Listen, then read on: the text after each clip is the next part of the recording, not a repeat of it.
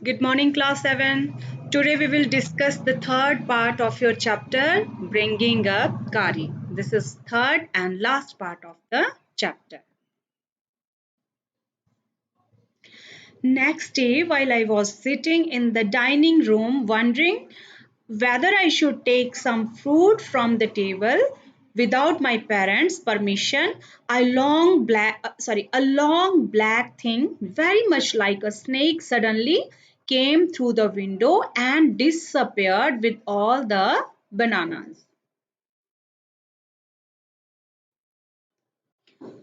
अगले दिन मैं ये डाइनिंग टेबल पे बैठ के ये सोच ही रहा था कि क्या मुझे अपने पेरेंट्स के विदाउट माय पेरेंट्स क्या मुझे अपने पेरेंट्स के परमिशन के बिना फ्रूट लेने चाहिए या नहीं लेने चाहिए। अभी मैं ये सोच ही रहा था कि मैंने क्या देखा, अ लॉन्ग ब्लैक थिंग, एक काली सी लंबी सी चीज, very much like a snake, किसकी तरह, एक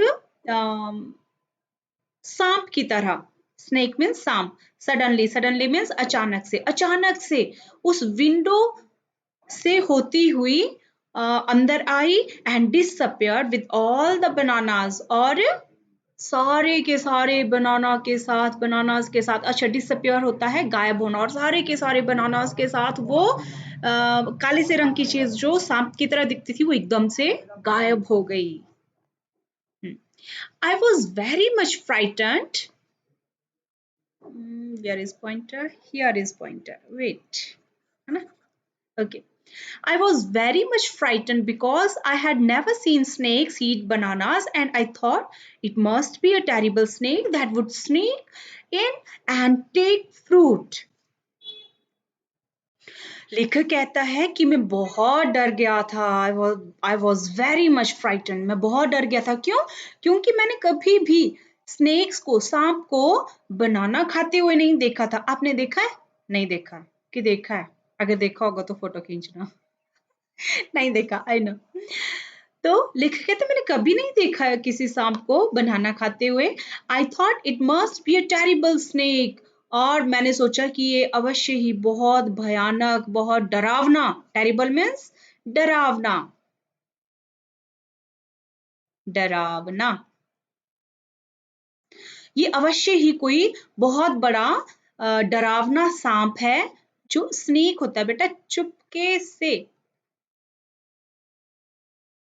स्नेक मीन्स चुपके से, जो चुपके से अंदर आता है एंड टेक फ्रूट, और क्या करता है, फ्रूट ले जाता है। कभी सांप को फ्रूट खाते हुए देखा?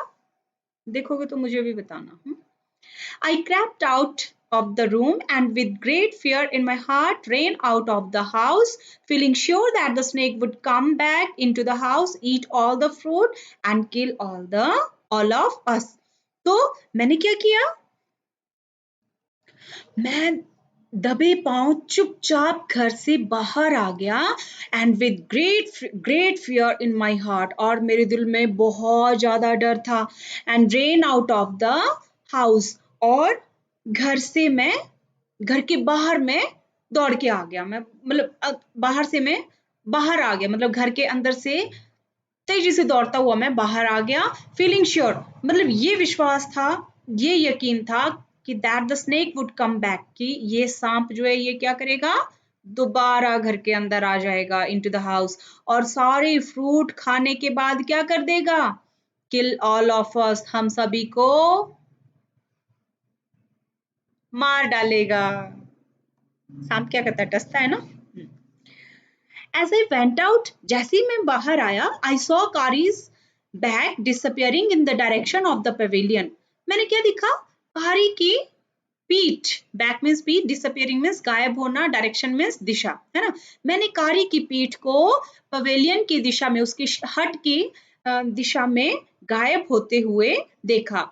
And I was so frightened that I wanted his company to cheer me up, और मैं और भी ज्यादा डर गया क्योंकि मुझे उसकी कंपनी चाहिए थी। उसे ऐसा लगा कि सांप आएगा, घर के सभी लोगों को खा जाएगा, मैं तो घर से भाग आया, अगर इसने कारी को भी खा लिया तो मैं किसकी कंपनी करूंगा। उसे कारी की कंपनी बहुत पसंद थी और वो बहुत चेयर अप महसूस करता था, बहुत खुश रहता था उसकी कंपनी के में। I ran after him into the pavilion and I found him there eating bananas.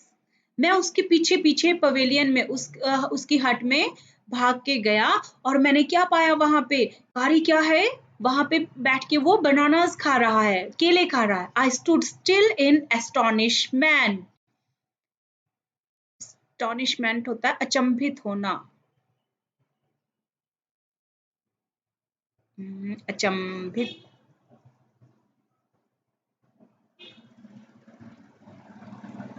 अचंभित होना या चौंक जाना. आप इसको चौंकना भी कह सकते हैं. ठीक है, यू कैन से चौंकना. मैं अचंभित हो गया. The bananas were lying strain on all around him. जो बनाना थे, जो भी मतलब केले थे, वो उसके चारों ओर बिखरे हुए पड़े हैं. He stretched out his trunk and reached for one far away from where he was standing. और वो क्या कर रहा है? सूंड फैला फैला के, जहां जहां भी वो केले बिखरे पड़े हुए हैं, सूंड फैला फैला के उनको उठा के वो क्या कर रहा है? खा रहा है. That instant the trunk looked like a black snake and I realized that Kari was the thief. Thief means चोर. मैं तुरंत समझ गया. जैसे ही मैंने उस मतलब जैसे कारी वो ना सूंड को टेढ़ा मेढ़ा करके उन केलों को इधर उधर से उठा रहा था, तो उसकी सूंड जो थी वो काले सांप की तरह लग रही थी और मैं तुरंत समझ गया कि ये सांप नहीं, ये कौन है? कारी है. ये बनाना चोर कारी ही है, कोई सांप नहीं है. I went to him, pulled him out by the ear and joyously showed my parents that it was Kari and not I that had eaten all the fruits these many weeks. मैं कारी को वहां से उसका कान पकड़ कर ले गया खुशी से. joyously means खुशी दिखाते हुए मैं मतलब खुशी जाहिर करते हुए मैं उसे अपने पेरेंट्स के पास ले गया और उनको बताया कि देखिए ये कारी ही था जो सारे के सारे फ्रूट कई दिनों से खा रहा था, कई हफ्तों से खा रहा था, मैं नहीं. मतलब जो आप मुझ पे शक कर रहे थे वो मैं नहीं था, ये कारी था. Then I scolded him for elephants understand words as well as children and I said to him, next time I see you stealing fruit, you will be whipped. तो मैंने उसको क्या किया? स्कॉल्ड. स्कॉल्ड मीन्स डांटना. मैंने उसे डांटा और एलिफेंट जो है उनके लिए मतलब वो बच्चों की तरह, जैसे बच्चे होते हैं ना बड़े ध्यान से मतलब सुनते हैं, अगर उनको कोई इंस्ट्रक्शन दे तो वैसे ही वो भी बड़े ध्यान से बच्चों की तरह सुनने लगा. और मैंने उससे कहा, नेक्स्ट टाइम अगली बार अगर तुमने फ्रूट चुराए तो मैं क्या करूंगा? विप्ट होता है कोड़े मारना. ठीक है, विप होता है कोड़ा और विप्ट मीन्स कोड़े मारे या कोड़े मारना. कोड़े मतलब जो एक लंबा सा एक हैंडल होता है, उसमें लंबी सी रस्सी होती है ना, और उसको पुराने समय में राजा महाराजा उसको पनिशमेंट देने के लिए यूज करते थे, है ना, दैट इज कोड़े. तो लेखक क्या कहते हैं कि अगली बार अगर मैंने तुम्हें, स्टील होता है बेटा चुराना, अगर फ्रूट चुराते हुए देखा तो मैं कोड़े से तुम्हारी पिटाई करूंगा.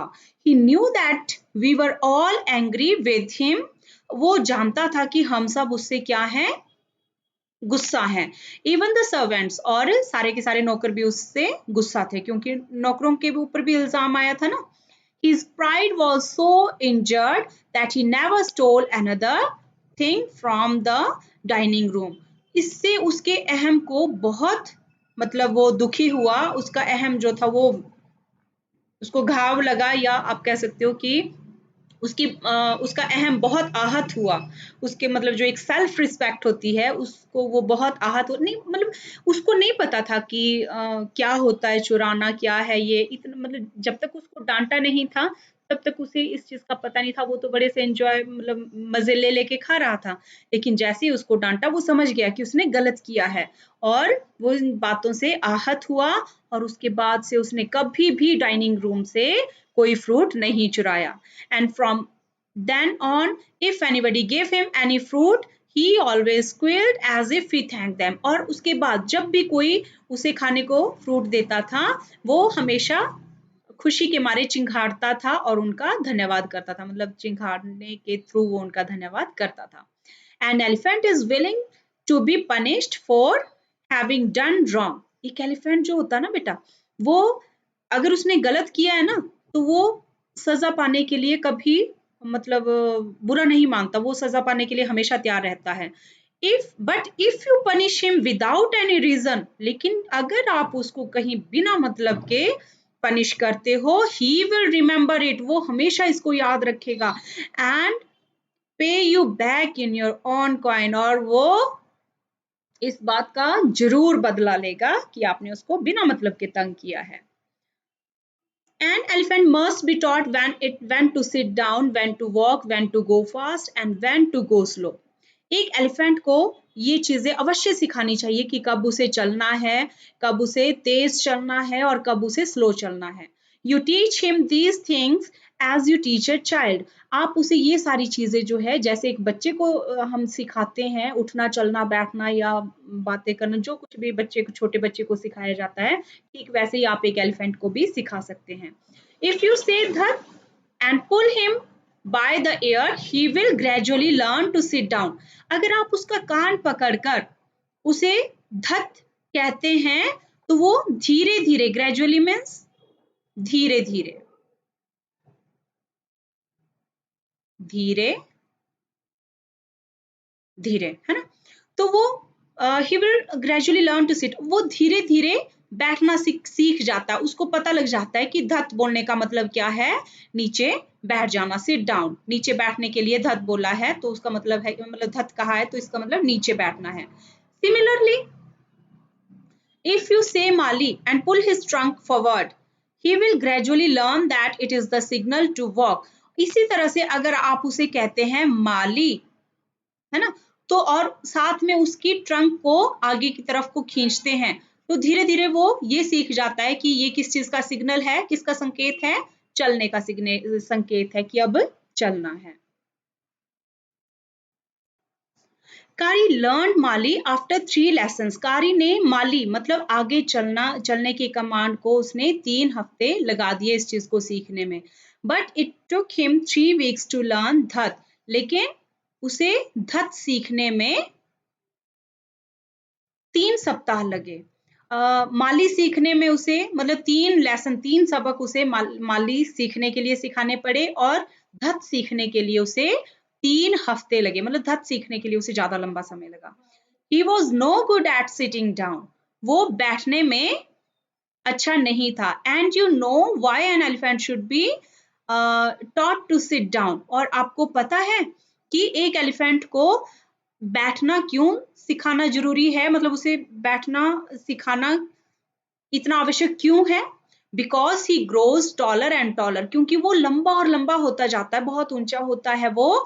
Then you who take care of him so that when he is 2 or 3 years old you can only reach his back with a ladder, क्योंकि वो इतना ऊंचा होता जाता है ना, जब आप या कोई भी जो भी किसी एलिफेंट का केयर टेकर होता है, जब हाथी 2 या 3 साल का होता है तो उसे उसकी पीठ तक पहुंचने के लिए क्या करना पड़ता है, लैडर लगानी पड़ती है, सीढ़ी लगाने पड़ती है, तब जाके वो उस पे बैठ सकता है, पहुंच सकता है, अदरवाइज वो बहुत ऊंचा होता है।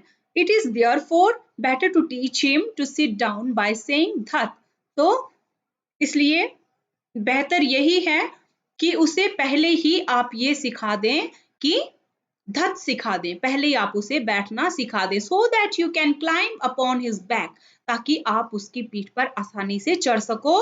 For who would want to carry a ladder around all the time, क्योंकि कौन उसके हाथी के साथ साथ एक लैडर साथ में घुमाता फिरे, जहां पे भी आपको बैठना हो, कहीं मतलब रेस्ट करना हो या उसके पीठ पे बैठना हो, तो आप हर वक्त वो लैडर हाथ में उठा के चलें और जब भी जरूरत हो तो लैडर लगाई फिर जाके बैठे, तो इससे बेटर है कि आप उसको पहले ही बैठना सिखा दो।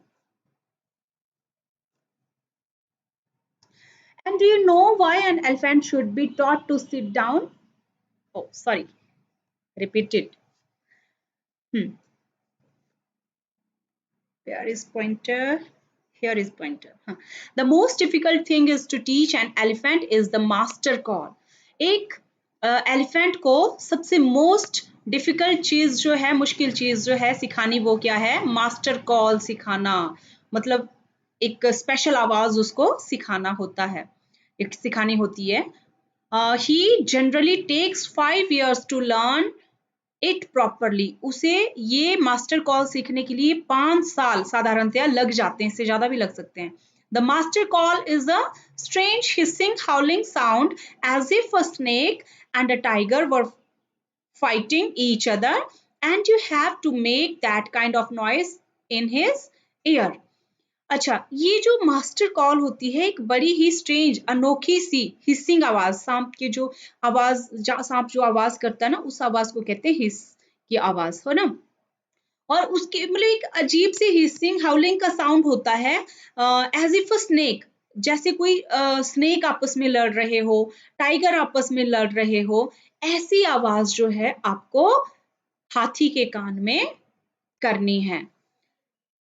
And do you know what you expect an elephant to do when you give him the master call? और आप जानते हैं जब भी आप हाथी के कान में वो मास्टर कॉल, मतलब उसको वो मास्टर कॉल देंगे, वो क्या करेगा?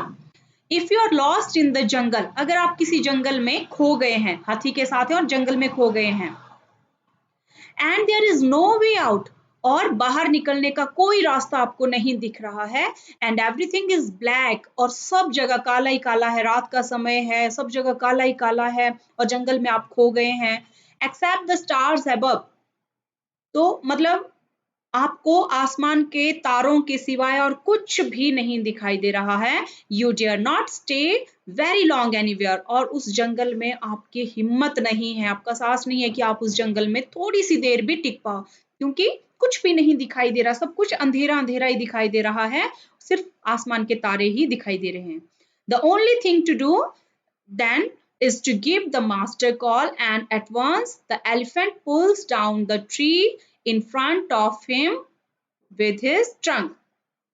तो आप हाथी को वो मास्टर कॉल दो तो वो क्या करेगा? हाथी pull down the trees, the tree, पेड़ को उखाड़ेगा, इन फ्रंट ऑफ हिम, अपने सामने वाले पेड़ को उखाड़ेगा अपनी सूंड से और उसको आगे फेंक देगा। This frighten all the animals away, अगर कोई जानवर आपको नुकसान पहुंचाना चाहे उस समय, तो वो जानवर क्या हो जाएगा? वो डर जाएगा, मतलब जैसे ही हाथी वो पेड़ उखाड़ के अपने आगे फेंक देगा, वो जानवर डर जाएगा। As the tree comes crashing down, monkeys wake from their sleep and run from branch to branch, you can see them in the moonlight। जैसे ही जैसे कि हाथी एक पेड़ से दूसरा पेड़ उखाड़ते हुए फेंकेगा, आगे आगे आगे फेंकता जाएगा, मंकीज जो है वो क्या करेंगे? जाग जाएंगे, क्योंकि पेड़ों की टहनियों पे मंकी सोते हैं रात को, वो अपनी नींद से जाग जाएंगे और वो एक पेड़ से दूसरे पेड़ की शाखा तक वो कूदना शुरू कर देंगे, और आप रात की मूनलाइट में, रात की चांदनी रात की रोशनी में आप उन्हें देख सकते हैं। And you can almost see the stags running in all directions below, और आप देखोगे कि बहुत से बारहसिंगे जो हैं वो नीचे की डायरेक्शन, नीचे की दिशा की तरफ वो दौड़ना शुरू कर देंगे, क्योंकि उन्हें खतरा महसूस हो रहा है। You can hear the growl of the tiger in the distance, आप शेर के दहाड़ने की आवाज, कुछ ही डिस्टेंस पे आप शेर के दहाड़ने की आवाज आपको सुनाई देगी, क्योंकि शेर को भी डर लगता है ना, चाहे जितना मर्जी मतलब ताकतवर हो, इंसान हो चाहे जानवर हो, डर सभी को लगता है, तो वो भी दहाड़ना शुरू कर देगा।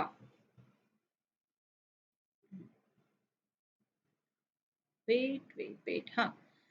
Then the elephant pulls down the next tree and the next and the next, और फिर हाथी क्या करेगा? एक पेड़ के ऊपर दूसरा, तीसरा, ऐसे ऐसे वो उखाड़ता जाएगा और पेड़ों को फेंकता जाएगा।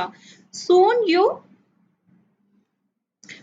will find that he has made a road right through the jungle straight to your house, और जल्दी ही आप पाएंगे कि हाथी ने आप वहीं से ही बिल्कुल सीधा रास्ता आपके घर तक, जंगल से लेकर घर तक आपके लिए रास्ता बना दिया, मतलब ऐसे करते करते वो सारा रास्ता आपका क्लियर कर देगा और बड़े आराम से आप घर पहुंच जाएंगे।